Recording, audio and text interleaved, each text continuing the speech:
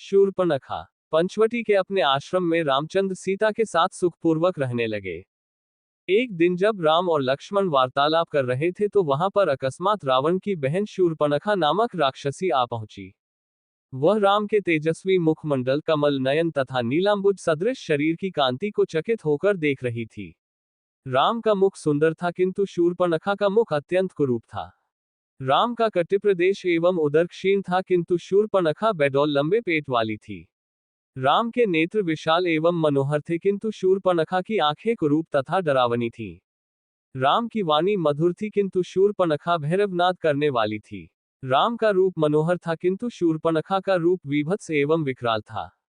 उन्हें देखकर उसके हृदय में वासना का भाव जागृत हो उठा। इच्छानुसार रूप धारण करने वाली वह राक्षसी मनोहर रूप बनाकर राम के पास पहुंची और बोली, तुम कौन हो? राक्षसों के इस देश में तुम कैसे आ गए? तुम्हारा वेश तो तपस्वियों जैसा है, किंतु हाथों में धनुष बाण भी है, साथ में स्त्री भी है। ये बातें परस्पर विरोधी हैं। तुम मुझे अपना परिचय दो। राम ने सरल भाव से कहा, हे देवी, मैं अयोध्या के चक्रवर्ती नरेश महाराजा दशरथ का ज्येष्ठ पुत्र राम हूं। मेरे साथ मेरा छोटा भाई लक्ष्मण और जनकपुरी के महाराज जनक की राजकुमारी तथा मेरी पत्नी सीता है।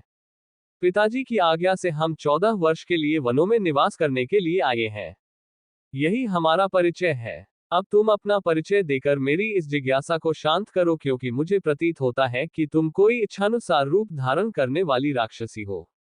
राम के प्रश्न का उत्तर देते हुए वह राक्षसी बोली, मेरा नाम शूर्पणखा है। मैं लंका के नरेश परम प्रतापी महाराज रावण की बहन हूँ।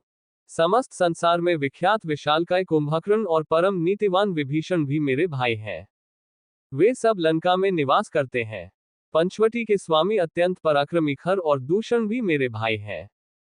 संसार में शायद ही कोई वीर ऐसा होगा जो इन दोनों भाइयों के साथ समरभूमि में युद्ध करके उन्हें पराजित कर सके। मैं सर्व प्रकार से संपन्न हूं और अपनी इच्छा तथा शक्ति से समस्त लोकों में विचरण कर सकती हूं। ये तुम्हारी पत्नी सीता मेरी दृष्टि में कुरूप, ओछी, विकृत मानवी है और तुम्हारे योग्य नहीं है। अतः तुम मेरे पति बन जाओ, मैं ही तुम्हारे अनुरूप हूं। इस अबला सीता को लेकर तुम क्या करोगे? तुम्हारी भार्या बनने के पश्चात मैं तुम्हारे भाई और सीता को खा जाऊंगी और तुम्हारे साथ विचरण करूंगी। उसके प्रस्ताव के उत्तर में राम मुस्काते हुए बोले, भद्रे, तुम देख रही हो कि मैं विवाहित हूं और मेरी पत्नी मेरे साथ है। हाँ, मेरा भाई लक्ष्मण यहाँ अकेला है। वह सुंदर, शीलवान एवं बल पराक्रम से संपन्न है। यदि तुम चाहो तो उसे सहमत करके उससे विवाह कर सकती हो। राम का उत्तर सुन शूर्पणखा ने लक्ष्मण के पास जाकर कहा, हे राजकुमार, तुम सुंदर हो और मैं युवा हूं। तुम्हारे इस सुंदर रूप के योग्य मैं ही हूं, अतः मैं ही तुम्हारी परम सुंदरी भार्या हो सकती हूं। मुझे अंगीकार कर लेने पर तुम मेरे साथ इस दंडकारण्य में सुखपूर्वक विचरण कर सकोगे। शूर्पणखा के इस विवाह प्रस्ताव को सुनकर वाक्पटु लक्ष्मण ने कहा, सुंदरी, मैं राम का एक तुच्छ सा दास हूं। मुझसे विवाह करके तुम केवल दासी कहलाओगी। अच्छा यही है कि तुम राम से ही विवाह करके उनकी छोटी भार्या बन जाओ। तुम्हारा रूप सौंदर्य उन्हीं के योग्य है। लक्ष्मण के परिहास को न समझकर शूर्पणखा ने उसे अपनी प्रशंसा समझा। वह पुनः राम के पास जाकर क्रोध से बोली, हे राम, इस कुरूपा सीता के लिए तुम मेरा विवाह प्रस्ताव अस्वीकार करके मेरा अपमान कर रहे हो। इसलिए पहले मैं इसे ही मारकर समाप्त किए देती हूं। फिर तुम्हारे साथ विवाह करके मैं अपना जीवन आनंद पूर्वक व्यतीत करूंगी। इतना कहकर प्रचंड क्रोध करती हुई शूर्पणखा विद्युत वेग से सीता पर झपटी।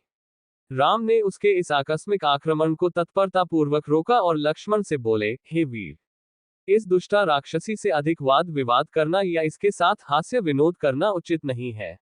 इसने तो जानकी की हत्या ही कर डाली होती। तुम्हें इस कुरूपा और कुलटा राक्षसी को उसके किसी अंग से विहीन कर देना चाहिए। राम की आज्ञा पाते ही लक्ष्मण ने तत्काल खड्ग निकाला और दुष्टा शूर्पणखा के नाक कान काट डाले। पीड़ा और घोर अपमान के कारण रोती हुई शूर्पणखा अपने भाइयों खरदूषण के पास पहुंची और घोर चीत्कार करके उनके सामने गिर पड़ी।